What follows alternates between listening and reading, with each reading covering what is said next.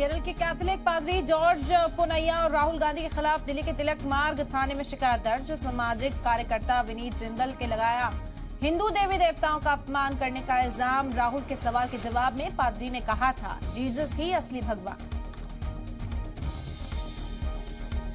इंतखाब से पहले गुजरात दंगों पर फिर गरमाई सियासत। बिल्किस बानो के कसूरवारों की रिहाई में पीएम की चुप्पी पर उठाए शरद पवार ने सवाल। ओवैसी बोले, बिल्किस मुद्दे पर कांग्रेस का भी बीजेपी जैसा रुख।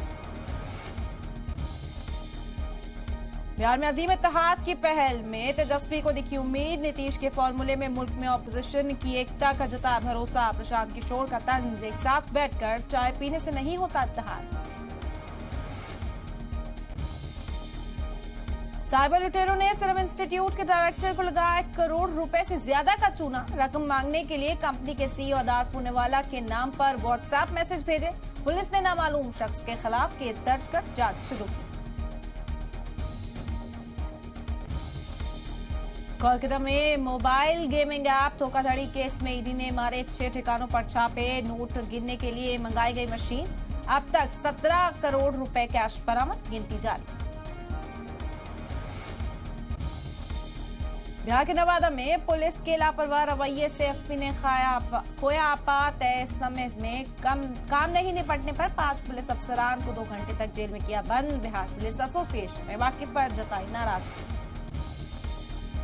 आज हो सकती है दिल्ली एनसीआर में भारी बारिश। मौसम महकमे ने जारी किया अलर्ट। खराब मौसम के बावजूद जायजा मीटिंग के लिए वजीर आला योगी करेंगे ग्रेटर नोएडा का दौरा।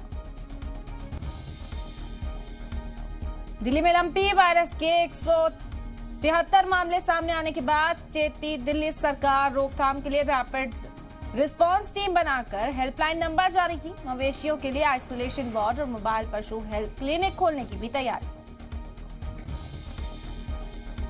अंतिम दर्शन के लिए आज से शुरू होगी क्वीन एलिजाबेथ की अंतिम यात्रा। बालमोरल से एडिनबर्ग ले जाया जाएगा ताबूत। 4 दिन बाद भव्य तरीके से राजकीय सम्मान के साथ होगा अंतिम संस्कार।